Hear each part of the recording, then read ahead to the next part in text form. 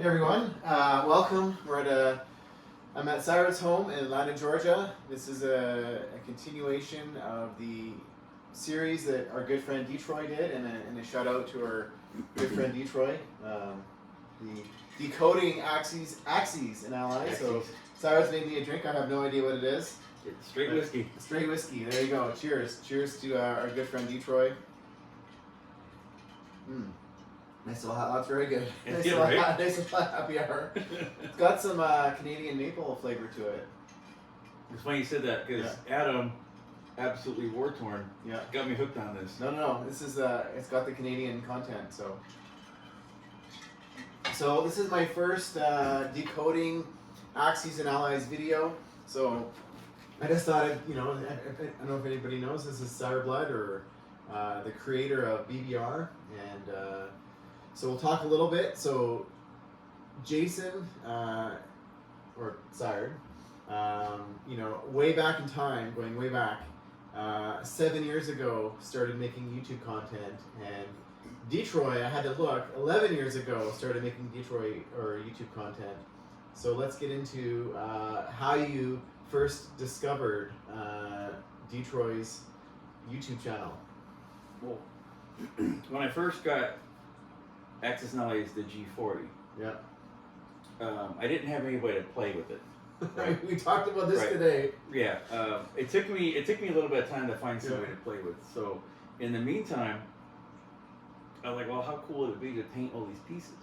And so I was like, well, has anybody in their right mind painted pieces? And so I looked in on YouTube for painted pieces, and then there's Johnny, of course, and all of his beautiful metal sculpts. Oh my God! And I would watch his videos over and over and over again, looking at the detail. What he would do on his, all his planes, his tanks, and so you discovered him on YouTube. Was there a particular video that you would watch over and over again as sort of a tutorial? Just whatever ones that had to do with the armor. I loved watching all the armor ones, And so it is interesting because we were talking about earlier today about the YouTube and how your videos as well, your early videos, some of the customization stuff, like, the low cost customization, the expensive customizations. Like, I watched those videos 100 times, and going back to Dtroy's, the painting, like how to customize your pieces. Because we're at a time when the community, we all had, the pieces to play, but we wanted something a little bit more. We wanted it to pop a little bit nicer. And then I remember magnetic aircraft carriers became a thing. Do you remember? I do. And then people had the magnetic paint and drilling from the bottom and putting magnets on, and then somebody would figure out how to do it a little bit better, and then they would make a video on it. And it kind of spawned this whole community of, besides playing, but the customizations. The customizations were a big piece of it. And then another video you did, the spoof on Dtroy, where you dressed up like him. It's on Sired's channel, where he sort of does it looks like he's bald like Dtroy, and does the mannerisms, does like a whole 20-minute skit of, like, it was like Saturday Night Live Dtroy. But what's funny is, like, that's one of the videos, like, nobody's watched. It's like you see all these other videos, it's like 20,000 views, and you see my spoof of Johnny video, it's got like 200 views. It's like nobody, it just got lost. But it just got lost. The people in the community that know both you and Johnny more intimately would appreciate that maybe than someone that's never met him, because he has. We all have it. I have my own way of talking, but when Johnny would talk, he would say, when he says axis, he says axes. Like the little nuances of Johnny, and it's it's why you appreciate him, his excitement of the game. And when I first met you and Johnny for the first time, you and I were partners for, was it BBR 4? 4. And it was just over here, we're playing, and our opponent was Johnny. And remember, he missed his flight? That's right, because we were the Garrison Raiders. His team was the Garrison. His team name was the Garrison. And so we were supposed to be playing day 1 of the tournament, and he lived in New Jersey at the time, missed his flight, and decided, hey, I'm not going to miss the tournament, and got in his truck and drove all night long, and showed up here. I think it was about half an hour late. He was playing Germany, and Chris Ironsides, I guess they were speaking while he was driving, and sort of opened up his what Dtroy wanted for his Was he Germany or was he Japan? Anyways, I can't remember. But He was anyways, Germany because he walked in yeah, and he was. that's right. He said, "Johnny, you need a break? Are you good?" No, I'm ready. I'm ready to play. He literally drove all night He's and like- played. Yeah, He was up all day at the airport. yeah, He didn't miss his flight. It got canceled. yeah. And then he drove. So it wasn't like he just drove that 12 to 15 hours. He was already up all day prior to that. Yeah, yeah. And then gets here and does his Germany. And I think that kind of inspired all of us, like what it meant to attend a tournament and be with your friends. And I was still kind of getting to know everybody, but that day we played, the four of us, was one of the best games I've ever played, one of the most fun. And it's just from that point forward, we became friends. Like I call you and Johnny my best friends. Like it just kind of spiraled that way. But yeah, do you have another funny story? When we were in St. Louis, I think it was St. Louis 3, you and Johnny had gone to the airport because there was you both had early morning flights and weren't sure you're going to be able to get a taxi to the airport in the morning. Right, because we heard that you couldn't because it was too dangerous there. And the Uber drivers wouldn't pick you up early enough. So yeah, so we left the tournament. We were in the middle of our game. And I forget, was it the bronze? I think we were playing the bronze medal. And Johnny and I both didn't care. Because like, we gotta go. It's like, Johnny wasn't even playing. He's gone. You were gone. And so I'm just downstairs with playing against Moose Cow and Madman. And we're just like, we just gotta go. So we just decided, let's just roll this battle so we can get the game over with. Because Johnny and I gotta get because the hotel is offering us a shuttle to go right then.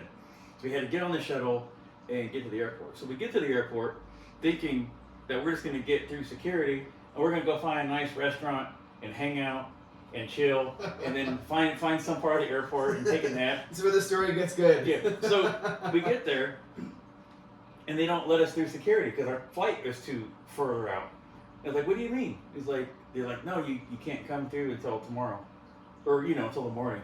We're like, ugh. So there's nothing on this airport, there's nothing on the side of waiting. There's no restaurants, there's no nothing, except for like a little coffee stand, which was closed because it was, I don't know, was it 6 to 8 o'clock we get there? I forget what time it was. So we had to go, basically we went there and sat there. And a couple hours go by, we're talking, and a couple hours go by, and the airport is shutting down. And so we decided to get we're getting a little tired, so next thing you know, we start hearing people yelling and screaming. and we're both like one eye open, sleeping, and like, what the heck is that noise? Well, we get ransacked with homeless.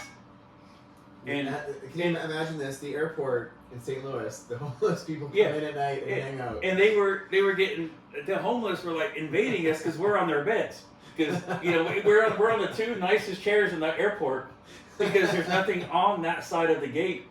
So basically, imagine these two chairs are the only nice chairs, and Johnny and I are sitting there, and all the homeless are like everywhere. And I'm talking about homeless like carts. And so anyway, so now we have our luggage our legs are like wrapped around our luggage because we're still trying to get some sleep because we're exhausted from playing 3 days of. Was one of you trying to stay awake to make sure that? No, so I actually I was wearing a bandana that day, and so I had it like this, so I can pretend I was sleeping, but I can kind of look, what was going on, and so we're getting ready to fall asleep again, and all of a sudden you just hear, "I'm gonna kill you!" Right? We're like, what the? Some of the homeless are arguing with each other about who stole something out of somebody's backpack. No, it was gloves. Somebody stole somebody's gloves. It was just chaos, right? So we're up all night basically because of all the homeless, all the craziness. Mm-hmm. So we were in there for like 8 hours waiting for them to let us through security. And to this day, I feel bad that I was your teammate for that tournament, and I think I had a later flight the next day, so I didn't have to worry about missing a connection. But I still feel bad that I wasn't there with you guys, at least to maybe take turns, the three of us, somebody's got to keep their eyes open, but yeah, that's epic. And then to find out in the morning, we looked, Uber was out there. But we were told that the Uber guys don't go there because they get robbed and stuff. St. Louis. It created one of those memorable nights. It did. It was a memorable night. So, but we had another good. I think that also in St. Louis that trip. Probably, I think all of us agreed our highlight wasn't playing.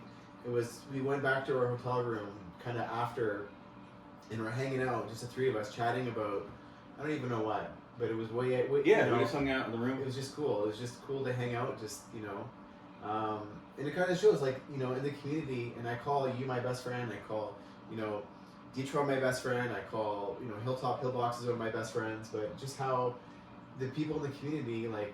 We're brothers. We're a brotherhood. We're a community. We're family. We've known each other now. So you and Johnny going back how many years? Yeah, I met Johnny. 8 years. I met Johnny at YG's tournament in Canada.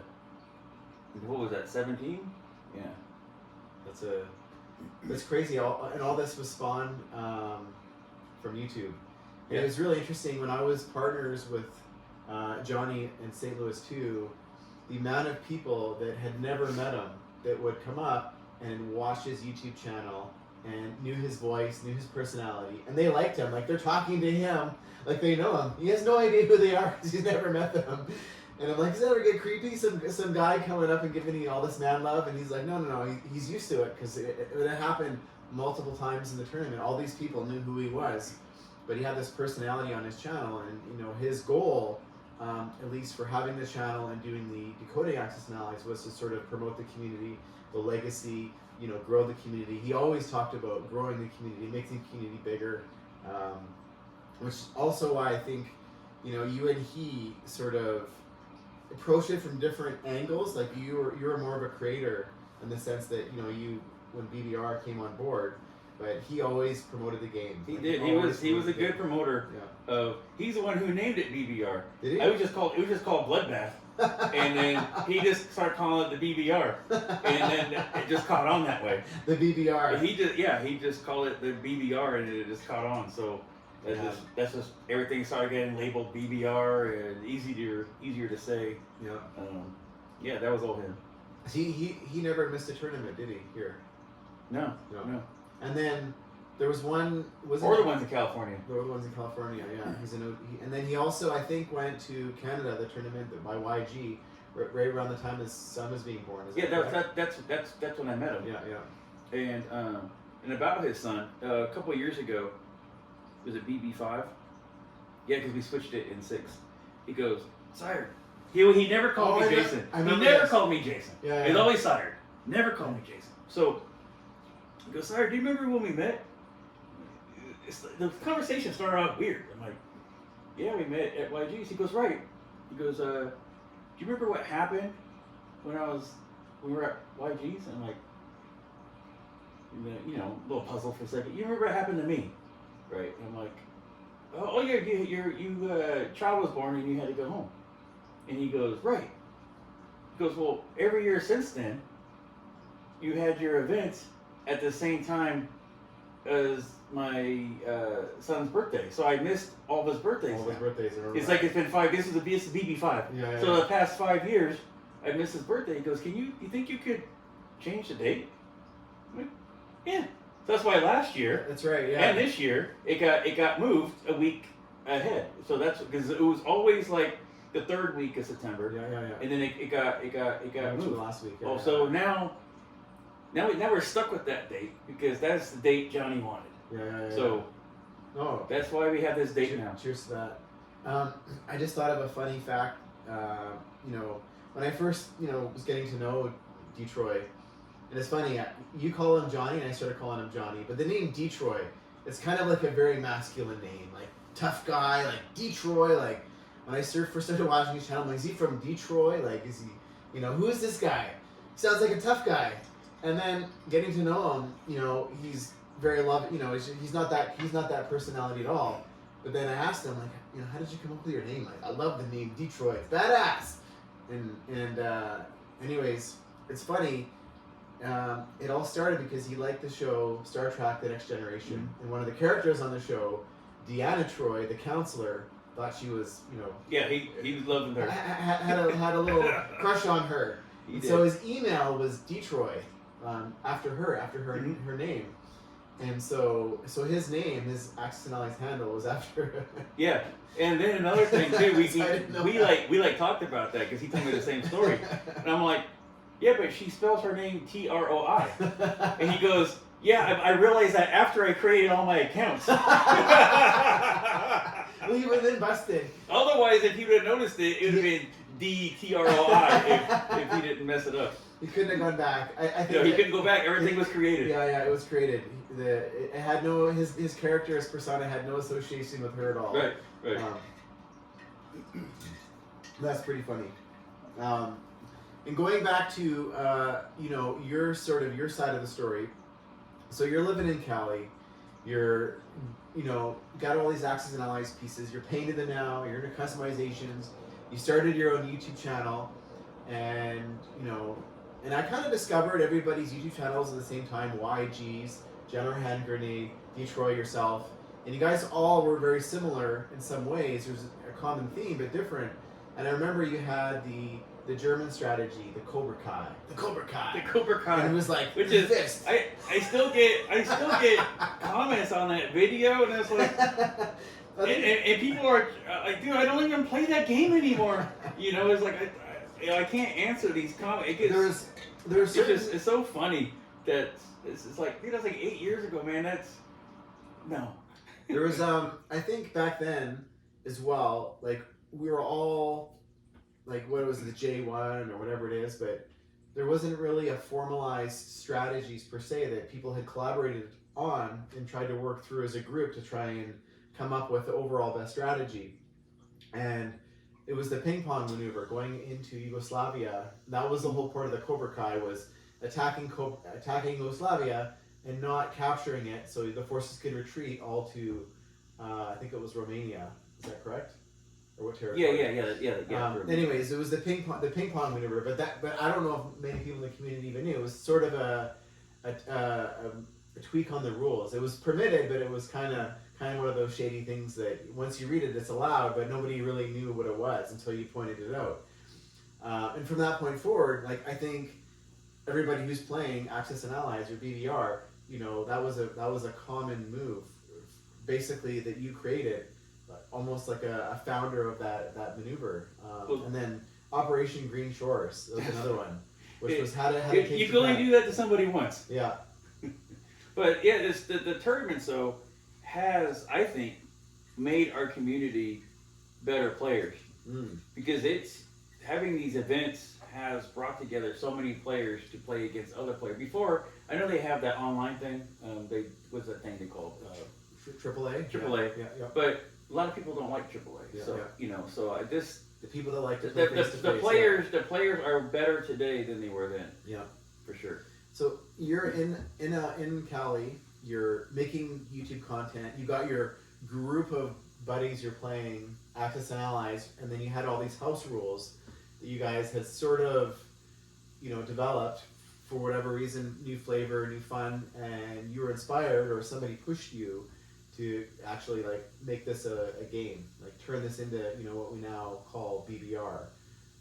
So walk us through that evolution. Well, okay, so once I finally found people to play with, right, it was always, at first we had a meeting place. I was nobody lived around me that played. Yeah. Everybody was in Los Angeles or further, and I'm in Orange County, about 45 minutes away to an hour of traffic in all directions. So we started meeting up about midway at a game shop, and we would play there. And then I just got tired of hauling all the stuff there. It was a lot of haul around. I had a custom table.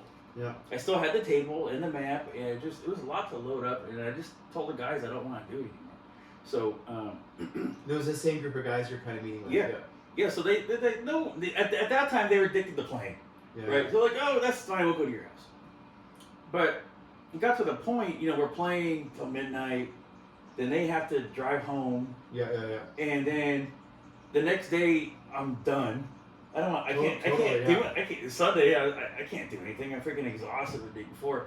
So we had to think about, okay, how can we play this game and get done in a day, and then you guys can drive home. I can still have dinner, or we can go out to dinner or whatever, and the next day is not totally screwed. So I'm gonna say the next 8 to 10 times or so, we play a lot, and not everybody, but a lot of guys. Sometimes we play twice a week. You know what I mean? Because I was off work at 2:30. Plus, I can take a day off if I need to, and their day off, and they would come over sometimes. And so I just started taking notes without telling them what I was doing. Yeah. Taking notes about how the game would develop. Because I didn't know anything about making VP points. I just want to see what kind of happened. And so I was like, okay, well, this kind of happens sometimes, and this kind of happens sometimes. And then I introduced them to. They showed up one day and like, this is what we're gonna do today. We got points. You're like, what? No, you just listen. It's up to the Axis to win. If you don't win by this many points, you don't get this many points. At this time, there was no rounds. We were just like we weren't doing rounds yet. We're trying out the points. The points, yeah. Everybody loved the points. And then it was just to back it up. So the points were like, at that time, did you have oil territories or like what would be considered? I think we did oil. Of course, there was the cities. All that didn't change in the capitals, but then it was other nuances. The wall tried to do something like that. But yeah, the oils. How many islands did they have in the Pacific? Just that kind of stuff. Which that is probably what makes BBR special in comparison and sort of cutting edge, because if you're just thinking about a victory city as the objective, there are certain parts of the map that you're just not even going to pay attention to. You're gonna ignore. You're gonna go straight for the victory city because that's what you need to do to win the game. Oh, and I did forget, not to interrupt you, but prior to victory points, we introduced advanced warfare, and that was to help speed up our games. Adding in the rail, adding in the railing, adding in the blockade. So one ship can't block everything. We just want to get our pieces to the other side and get board so we can roll our turn and get the game over with, right? So streamlining some of the basic rules. That's how we started. That's how we started. It was just one destroyer blocking an entire armada of 30 ships. Those were the two things we introduced first. Was para. I think we did paratroopers to get the guys there. Railing from all the ICs so we can get the guys there, and naval blockades so we can get our guys there. It's just like, we don't need to be held up a whole round because our ships can't get through. That's how it started. That's getting the game a little bit faster. In a lot of ways, some of those house rules and concepts were what the community was experiencing as sort of frustrating points. Like, we don't like this. We don't like that this can happen, or we don't like that it takes forever to do this. And so I wasn't even involved in the community. You fixed a lot of the errors.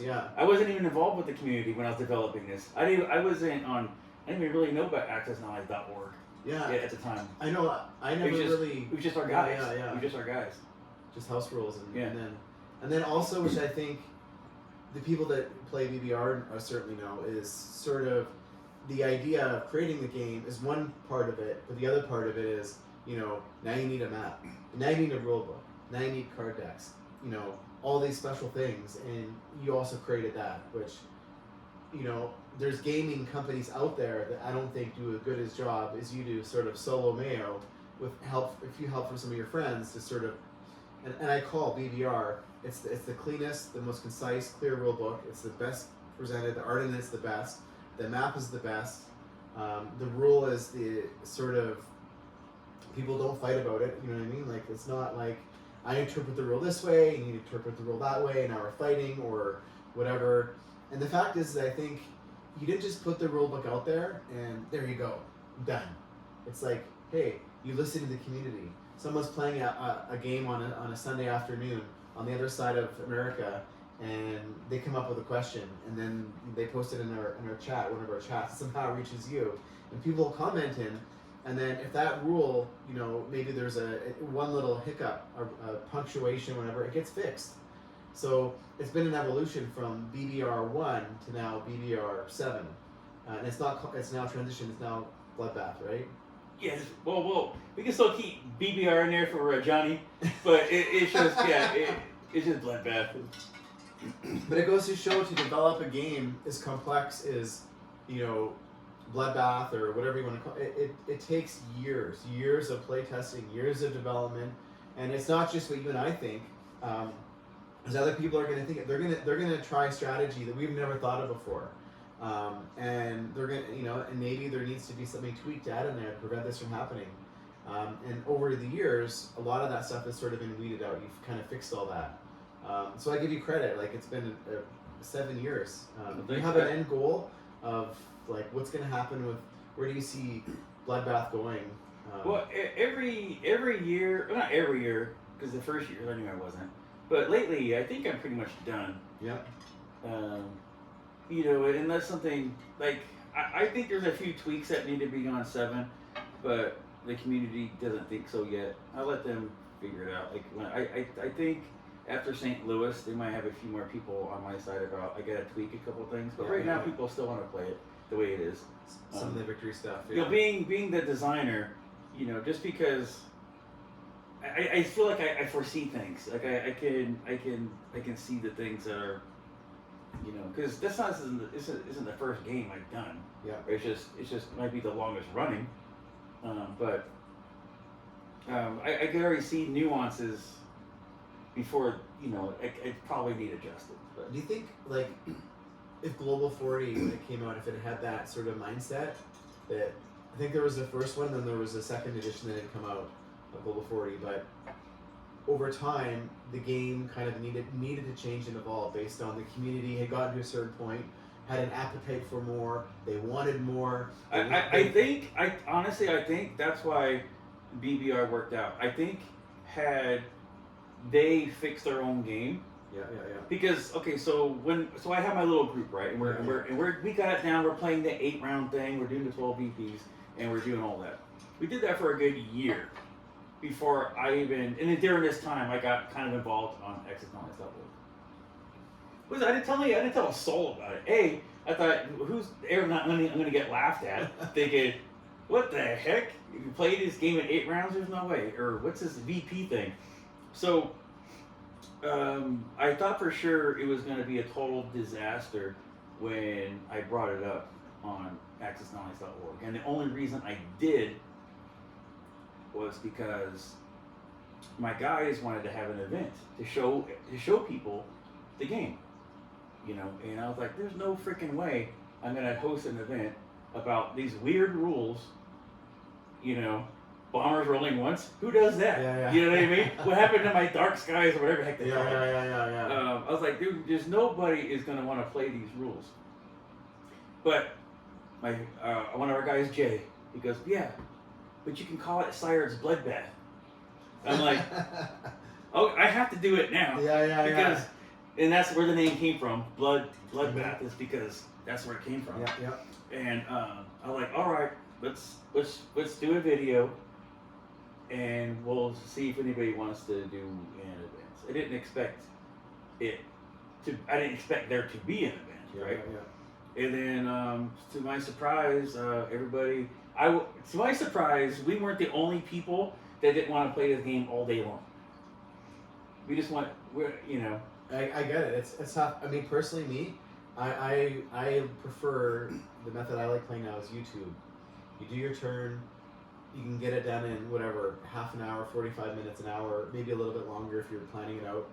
But then you're done. You get the rest of your day to go do what you want. And then in a couple of days, you're having sort of dialogue with your friends who you're playing with, you're talking strategy, maybe there's some smack talk, whatever, it doesn't matter. You might not even be talking about the game, but there's sort of a constant theme. You're sort of going back and forth, but your brain's kind of engaged. You're thinking about what you're going to do next. You're thinking about what they're going to do next. But in BBR, like, I think it's cognitively one of the most challenging things. Like, to play, sit down and play. I know they say 8 hours. Is it 12 hours? I gave the guys 12 on the turn. But it is like, it was 11. It was 11, but how I gave every them 12 minute now. counts. Like, and and it's nice. Like when we come here, like after day one, and any tournament, Like, I'm physically, mentally more tired than I am after any bike race or anything I do in my private life. Like, it totally kicks the crap out of me. It does. So, but yeah, there's people that back in the day would literally play until somebody surrenders, until Tokyo or Berlin or Washington was captured, which is never going to happen. When we went to the tournament at YG's, I mean, we were there past midnight. I think they kicked us out because he had to rent the Legion, and I think they kicked us out around midnight. But we had games going up to that time because there was no round limit. You just played and played and played and played and played. He had his point system, but there was no cutoff. It was just like play Until the end, yeah. It was exhausting getting off that late, and And also, I have to sort of... which is why we have timers. Yeah, why we have timers. But to do a shout out, like, you know, you created the game and then you hosted in Cali. Back then, it was at your workshop, Mm-hmm. your workshop, which I believe that's where you, because you do a lot of construction type. Yeah, we had work, like a right? cabinet shop there, and you make cabinets. And when you moved to Atlanta, you know, now you have a home here because nobody can afford a house in Cali, so it makes sense. You move to Atlanta or Georgia, and now you have this beautiful home, and your basement is the best man cave I think in North America. Like when I come here, like I sent a video to my girlfriend, and I'm like, look at this place, like it's the best place on the planet, and it's kind of become a home to the people that have come to your home. But when you host a tournament, you're not just hosting for a weekend, like you're preparing for months in advance, and the weeks leading up to it, you're not even working. You're preparing for the tournament. You're finalizing the latest rules. You're, getting everything organized, all the tables, all the pieces. And shout out to Chocolate as well. But yeah, like shout out to you, because I don't think the community would exist without all sort of you going forward. And now it's sort of grown legs of its own, where the tournaments in Chicago, and there's this whole tournament ranking system now, and it's sort of... It has gone crazy, for sure. It's bigger than ever. Like, a lot of the new people in the community, because I haven't been to the last two tournaments, but they're all these a new wave of people. Like the first 3 years, it was basically just like our friends reunion every year. Yeah. It was just, just see my friends that I newly made friends that I made, and the VKs, the Habbones, the Corpos, the OGs. Yeah, it just be. I look forward to every year. We'd all get together and hang out. It was good. And then after COVID is when it changed, because during COVID, a lot of people couldn't come. Yeah. And then that was BB3, and then BB4, we had like a whole slew of new people coming out of the woodwork. People started going to the more I traditional think more people played during COVID. Yeah. But so when it came for the event right after COVID, BB4, it was like tons of new people. And then Chaplin, he started doing his, and then it's just he's done a phenomenal job promoting the game. He's a good promoter. Yeah. And now it's just to the point where it's like, there's people that want change, people that don't want change. Yeah. And how do you, they always say you're never going to make anyone happy in your whatever way. You can be the world's best at whatever it is. There's going to be someone who just doesn't like it for whatever reason. And when you're talking about a board game development and creating, when you're transitioning and constantly making a newer version or improving on this or improving on that, and I've seen it in the chats, like people they can be pretty harsh. So how do you draw for you in your heart, like how do you, how are you okay making these changes if you're hearing this voice over here and that voice over there? Well, I remember first and foremost, I made this game for my friends and myself. Yeah. And this is what we like. So I didn't make this game to make money. Yeah. I'm not paid for this game. We gotta make a little bit of money on maps, which goes back to events. Or whatever. It goes off to printing books. It goes off to, I always have nice books to print out. It goes like, well, let's make some of this, let's make some of that, So it's not a business. You know what I mean? So it's for myself and my friends. Cheers to you, I think. From the community, yeah. First and foremost, and is I love that everybody wants to come along, Yeah. and if you don't, I mean that's okay too. Like I said, I'm not going to stop doing what we originally set out to do The concept. because some people don't want me to do that. Yeah. Every game, every version is good, but on its own. I think 5 is the only one that got mixed up. 5 is when I tried to do too many things, and or was it 4? 4. It was 4. They had too many things going on because that had the least amount of play testing because that was COVID and that was people couldn't come and so 4 had the least amount of play testing. 5 we really needed 5 to fix 4. Gotcha. Right, like 5 had to fix 4, and then 6 was great, and 7's great, but they're good on their own. So it's like you don't have to move on, you know. Keep playing it. Yeah. You don't have to move on, you know. And remember, it's really you don't have to buy cards. You don't have to buy a rulebook. It's all you don't have to. You know, it's free. Everything is free except the map file. And that's just because you know. And you can print it out yourself and laminate it or whatever. Yeah, I need tons of hours on it, right? Yeah. And so that money helps printing this and printing that for this, that, and the other thing. So, like I said, I don't change the rules to piss anybody off. It's just, this is what we did from the beginning. And this is what we'll probably do until I don't want to do it anymore. Yeah. So, a couple other questions about when you're actually, like, game tactics or strategy. Do you have a nation that you like to play? Like, do you have a favorite nation? I don't know what it is, but I always get stuck with Russia. Oh. And I think I've got to I'm pretty unbeatable with Russia. I learned a lot from your Russian strategy. Yeah. I mean, your Russian strategy, if I was to just pause you for a second there, what I've learned from your Russian strategy is you can't just sit back and retreat. You have to sort of be careful, but there has to be a point where you're ready to have that counter punch. And hit back. Like I don't lose Moscow. I'm probably not gonna lose Stalingrad, and maybe I give up Leningrad by the end of the game. That's pretty much, and that's what you know. I'm pretty good at holding Russia. So even though I always get handed Russia. Yeah. Because when we play games, I'm always the guy that I don't care. I'll be who you don't want to be. Well, nobody wants to be Russia. So I've been Russia so many freaking times to the point now. Sorry, you be Russia? Whatever, man. I'll be Russia. So, but my favorite country is actually UK. Yeah. Well, the UK is, I'm assuming, because they're sort of all over the map in every theater. Yeah, there's so much crap you can do with UK. Yeah. It's, you know.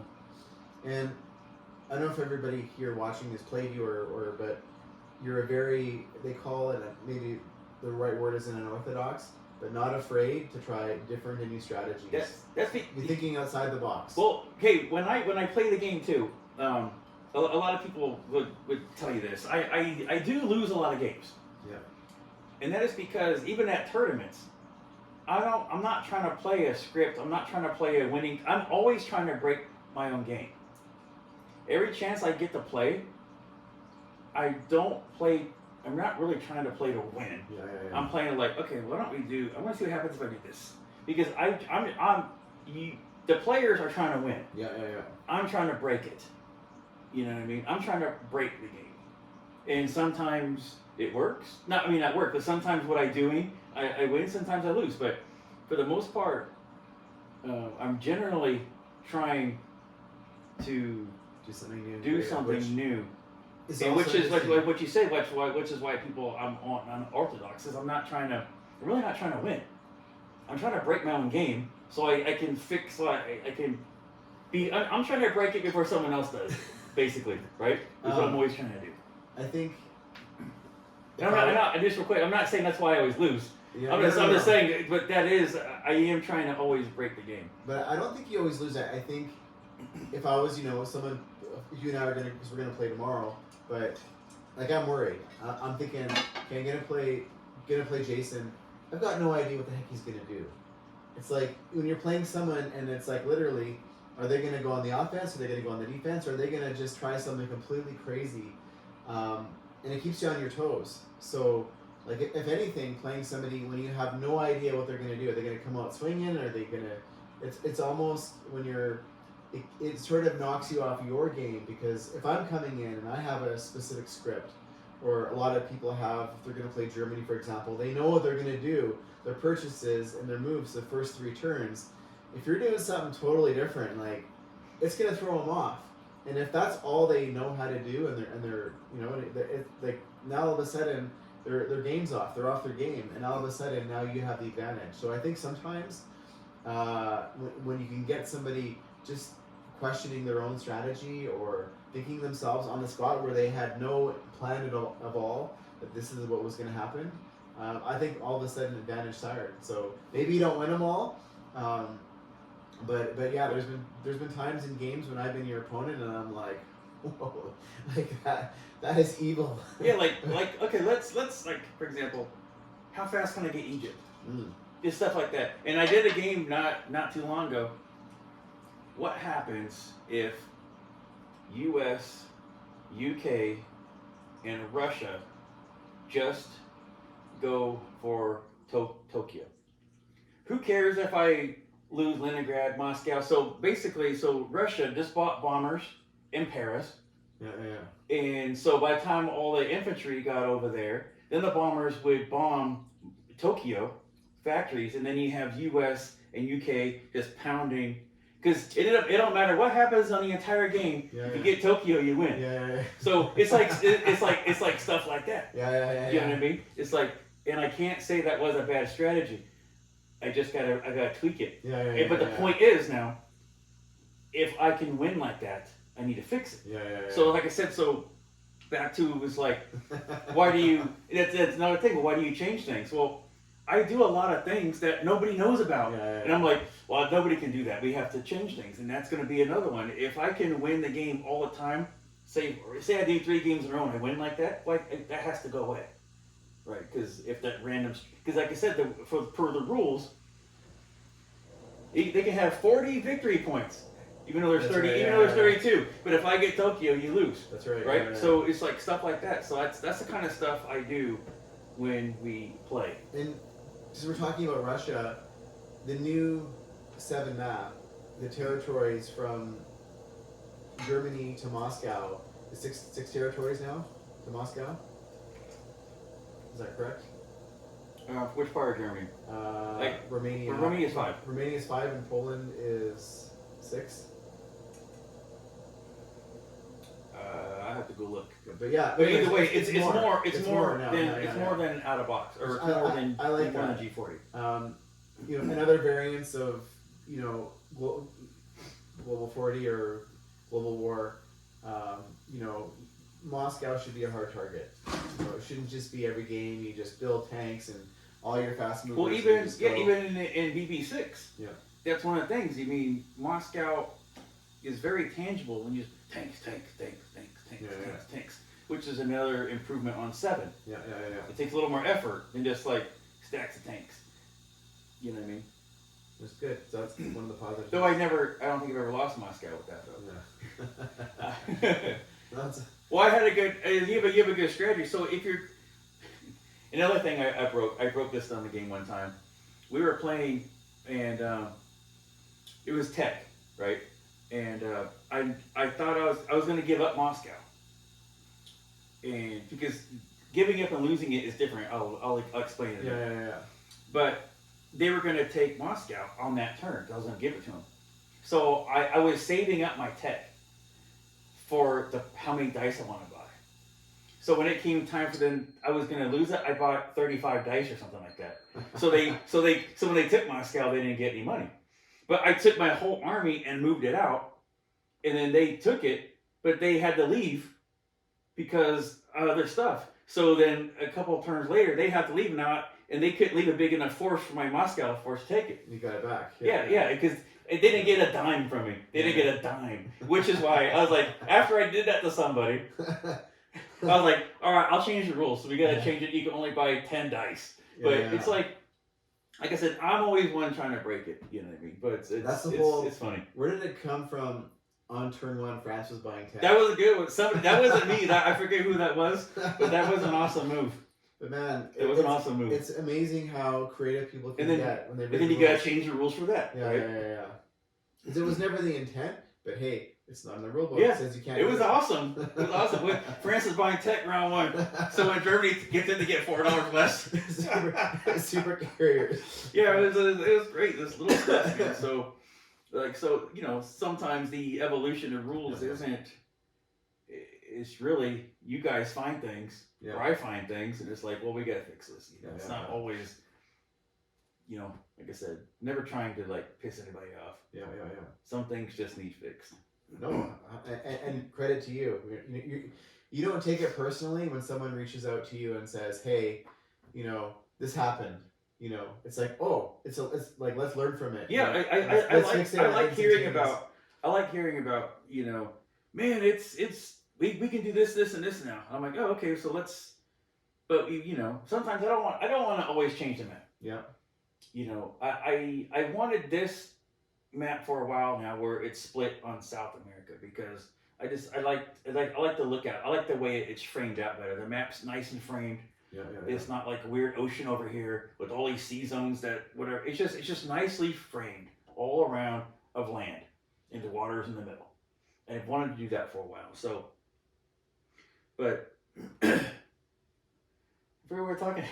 I was thinking about my drink. You need to have a top up. Have what? The top up. Need more? Yeah, maybe in a minute. Well, I lost my train of thought, but now we're talking about the drink. What the hell are we talking about? We're talking about the map and. Oh, I guess I don't want to always change them. Yeah.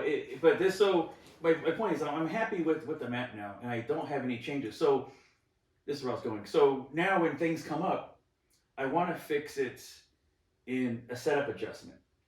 Gotcha. And it was something that did come up on the 7 map. Yeah. It was this is probably in testing, and it's like we just set the adjustment up, and now they can't do that. Gotcha. Just little stuff like that. So a tweak. Yeah, I think tweaks from now on. Though I still want 13 VPs, community wants 12. I don't care. You want to do 12, we'll do 12. Yeah, but we'll see after St. Louis. But any tweaks now? I don't. There's no map edits. I'm not even interested in the map edits. The map is what I've wanted for a long time. Gotcha. Yeah, and just any tweaks, just be set up. Yeah. There's nobody has to do anything, spend any money. You should just set up tweak. And so hopefully once people move to 7, if they're going to, I'll be leaving them alone for a while. I don't see there's nothing. I think there's 34 VPs now. We started with I think it was 24 the first time. So we've added a lot, almost 10 more VPs.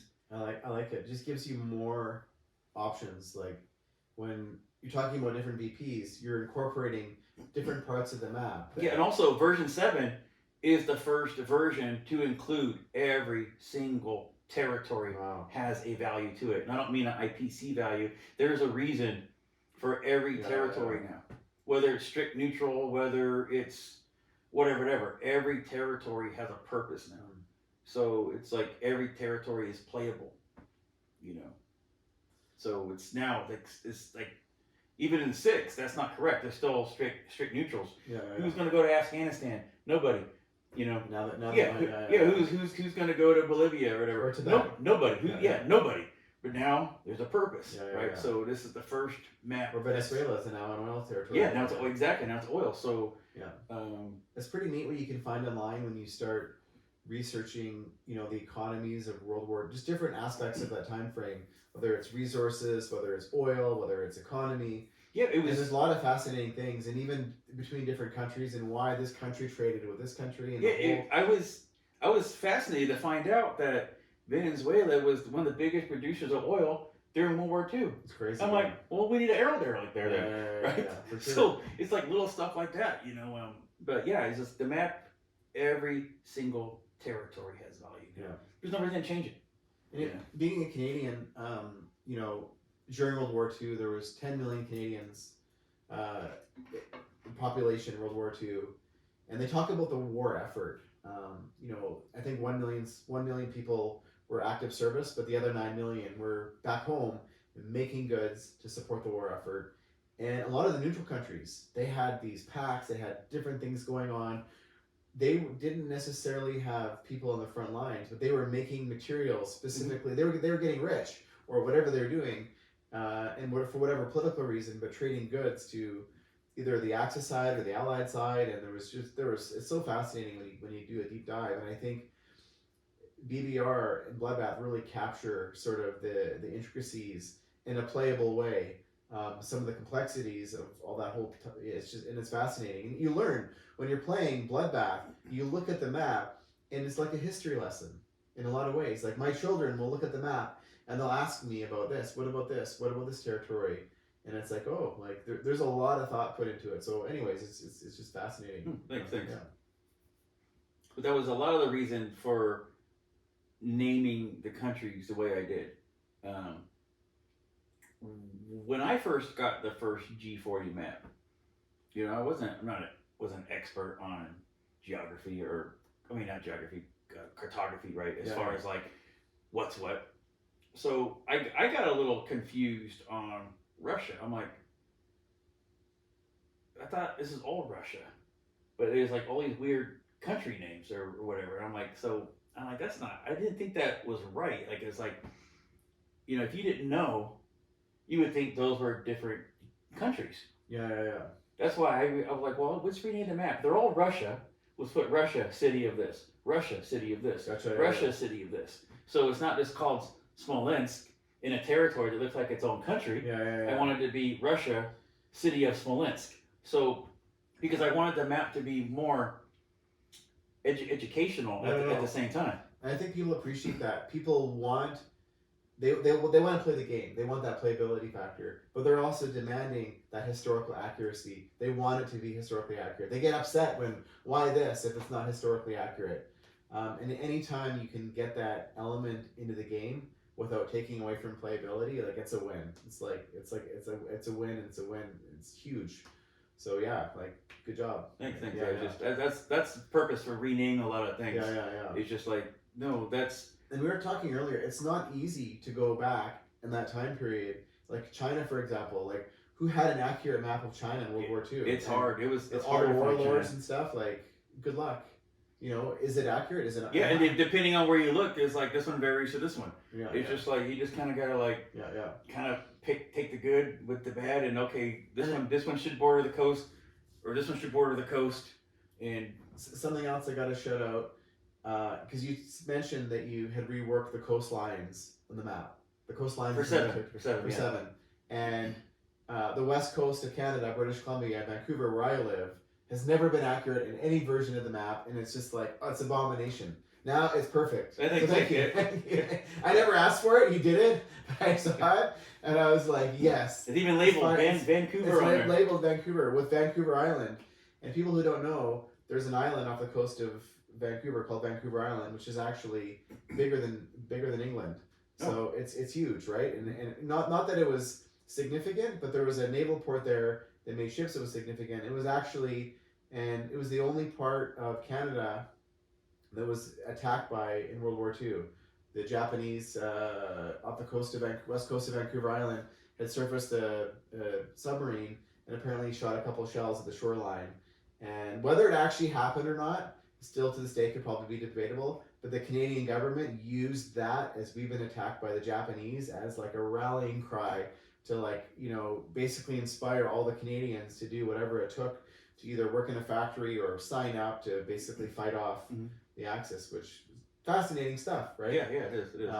But yeah, I mean, I think the Japanese also attacked San Diego, right? Did they surface a couple submarines? Okay, I went to see Corpo in San Diego years and years ago, and we went down to the lower bridge, like, so you have the Golden Gate Bridge, and we went under it, and there are these little bunkers down there that was to I think it's old bunkers where big those guns used to be, turrets and stuff like that used to be down there to in case they come up. I don't know if they ever did or not. Yeah, yeah, I had to ask. Corporal would know because he lives down there yeah. and everything. But we did go down there, and I did see where the turrets and stuff used to be, on the not on the Golden Gate Bridge, but under it.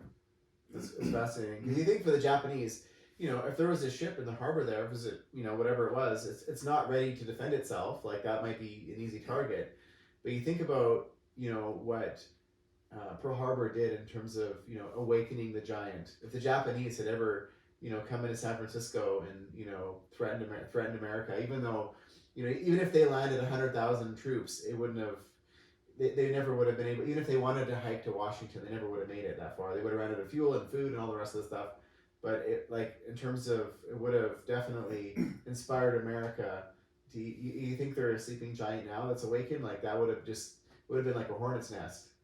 So in our games, you know, you can do a lot of things in Western United States, but in reality, like, would that have ever happened? I don't think so. And it's fun to talk about sometimes these things about, sometimes in the game they're possible, but in reality, like, it's never happening. Well, it's America too. We all just have too many guns. I mean, you know what I mean? As a Canadian, I cannot relate, but I we mean, don't have any guns in Canada. But I mean, just alone here, I have 4 myself. It's just like I can arm part of my neighborhood. You know what I mean? It's just like you know, I think you just have too many guns here. If somebody did land, I just the logistics. Yeah. I mean, once they got their guys here, it's over. Like, was Germany and Italy ever a real threat to threaten Washington? I can't imagine. Like, even if London was captured, I think Germany and Japan would have had to capture the world. Yeah. Before they came here. Yeah. Because they would have needed basically the British force, the Italian force, the Japanese force, the Australian. You know, they would have needed a whole world of stuff to come over. Is it to the end of the Second World when the Americans were, you know, encircling Japan and Tokyo, wanting the Japanese to surrender? You know, we thought the invasion of Europe was big. The invasion of Japan had ever happened. The ground invasion, the resources and the materials and the forces required to even sustain, not only you're going to land, but just have a landing foot would have been just huge. Like, millions of people required. Yeah, I mean, it's basically the world. The world, right? Yeah. So it should be the same thing in any, I think, big nation. You're just gonna need the rest of the world to like hate you. Yeah. So that's probably, if I was to critique any of the games, is maybe that part of it. For playability, it's there, but historically, it never would have happened. But, you know, whatever. It's fun to talk about. It is. Well, should we any concluding thoughts for you want to mention, or? I don't think so. Yeah. It kind of covered a lot of stuff actually. Yeah. I don't even know how long we've been talking. Yeah, I don't know either. I don't know. It's funny how we get in these chats. But it's funny. We're gonna get up and go. Oh yeah, if I forgot to push, go. I actually thought about, should I get up and check to see? He was still recording. Battery's dead. That's why I recorded it. I'm like, if I'm gonna do video, that'd be horrible. Yeah, you don't want to lose that content. Like, anytime I'm around you or have these conversations, I learn. I always learn something. It's fun, but yeah, it's like the people in the community just to hang out and continue this legacy growing. You know, there's been a lot of new people added the last few years. I know one of the mainstays now is CJ. Like, CJ is now you know, one of the, I call him one. He's one of the OGs now, right? Yeah. He's one of the brothers. Before we do hang up, let me grab some dice I'm gonna show. Yeah. And the card deck. Yeah, do it. Yeah, and make sure it's playing. Yeah. Is it playing? Oh, it's still red. It's still red. So at least we're good until now. At least we're good. Obviously, grab one of each color. So, does the community know that you've been making new dice? I think in the chat you posted it, right? I posted it in the chat, but you know how the chat is. Every time I post something, it gets buried like in 30 seconds. You know, something that, cause I'm a cyclist in my cycling group. I'll let you do this. We have go ahead. Your dice are more important. No, go ahead. So we have a chat group. And the creator of the group, he's the founder of our club. He calls it the Don't Say F All chat. He's got 2 chats. Mm-hmm. The one where he posts what he wants to post, so the community can always find it. And if you comment in it, you get a fine, $20 fine. so that way all the announcements are all in one spot, and then the banter, this whatever you and I are fighting, whatever, having a fun bicker session about politics or the sports team you like, whatever, the important stuff is still there. Anyways, that it works because all the relevant and people comment in it. And the money that we pay, it becomes like a joke. It goes towards our cycling license for the year. Oh, right. So it goes back into the community anyway. So it's like, anyways, just a thought for anybody out there. All right, so I will do the quick story about hit dice. Because one day, Tef comes over. And he had dice that were small. He had dice that were big. He had dice that were purple, that were gray, that were black, that were blue, that were yellow, that were tan. Just imagine a whole plethora of colors and in different shapes and sizes. Now they're all D6, but they're just random. And so we're all have our own. He would go and do his turn, and he'd be like, "Okay, these 2 gray ones are my 2s. This purple one is my 4, and these 5 black ones are my 1s." Now, I'd already forget what the hell he just said. Yeah. He'd be like, okay, and they were all D6, so he's looking at the dots. And I'm like, what did he just say? He go, I hit you here. Okay, whatever. I don't know what he said. Whatever. But the thing is, we would have that turn. He would do another turn. And it wasn't that now instead of the ones that were black a minute ago, now the purple ones are the ones. This yellow one is my 4. And this little tiny one it is my 3. It's whatever. But I knew he was onto something. Yeah. You know, I knew it was like we need a color system, and if we get a color system down, I think that's how it'd be. So anyways, that's where Hit Dice came out, and then so I started hand tooling my own. I remember this, yeah. But then YG came out with them, which I was happy for because I hated making dice. Yeah. People kept wanting them because what a great idea, just grab a handful of dice and roll. But I was hand tooling them on the press. There's even a video of me on the machine. I watched the video. You know what I mean? I've made my own dice. Because I didn't want to make them for anybody. I wanted you to make your own dice. Here, buy some blanks and go like this on the machine. And you can make your own dice, leave me out of it. I hated making them. But then YG made dice. And then they've been sold out forever. And then people have been asking for a long time. Dude, you ever gonna make dice again? Like, no. You're gonna make dice again? No. Well, we are gonna make dice again. I've had people make me dice. Yeah, so ask me to make dice. because make me the dice that you made. Because I know that I made a copy of the dice that you made for myself. So absolutely war torn Adam. He still had the people or the contacts because he was involved with making YG's dice. So let me see if I can get a close up of these on here. Let me get out of the way. Let me see if I can. So so we do have dice coming in the color scheme. Let me see if I can get in there. Is it focused? I don't know if it's focused or not. I can't really tell because I need my glasses. I can't see. But you can see they say Bloodbath on them. Now the white is always the one. Yeah, the white's always the one. The red's the 2. And I don't like the bright reds, the bright blues. The green I went a little bit brighter. Because sometimes on my dice that I aged, sometimes the blues and the greens could look similar in bad lighting. You need a contrast between them. In bad, if the lights are a little dim, they get a little bit kind of looking the same. So I wanted more of a contrast. So these aren't what do you call it? Screen printed. They're laser etched. Yeah, they're in there. It's etched. Yeah. Mm-hmm. No, they're beautiful. And then also, so I anticipate those are going to be sold out, and you're going to be having people messaging. Well, I think Adam said it was 260 sets. Wow. So I think that's going to be way more than I need. So when you get them, how do you want people to reach out to you? I'm not sure yet. Yeah. That's why I really advertise it or anything because I have no idea. You probably have many sets in our community pre-sold. People want them. Yeah. So I mean, I need some. I need some for my table. tournament, yeah. And the next thing is to the This spoils. is the new concept, yeah. The Spoils of War expansion card deck, which is for Bloodbath 40 and 41.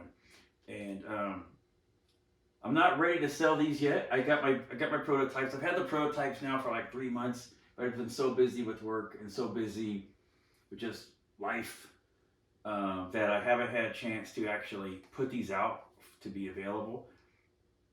So I don't want to ruin what it is yet. Gotcha. Just know something badass.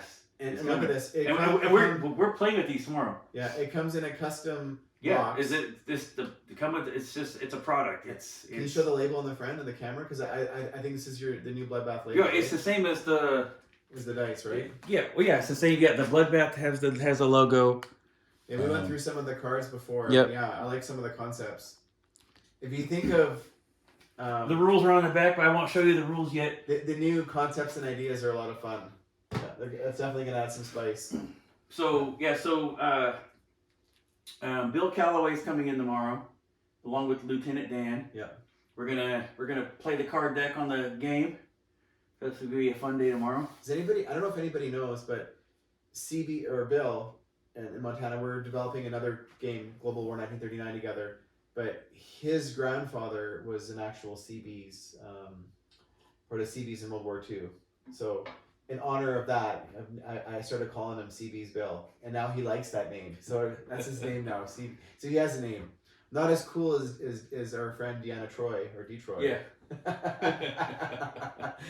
But that's pretty cool. Anyways. I guess that concludes. I guess it concludes, yeah. I don't know who I'm going to have next as a guest. I've had logistics trying to work out. When I actually have a video call with someone, it does not let me record the voice. In Canada, there's these weird privacy rules. It looks like it's recording it, and you have an interview with someone, and then after when you go to play it, the voice does not record. And same when you call them, it does not allow you to record a telephone conversation. There's some, and I don't know what it is. So I'm still figuring out the best way to do it. Other than face to face is obviously the best. So so it's nice to be here in Atlanta with you and your home. I'm glad you're here. And Miss Dtroy, I wish she was here with us. But he would be. He would be. He'd be here. Yeah. Yeah.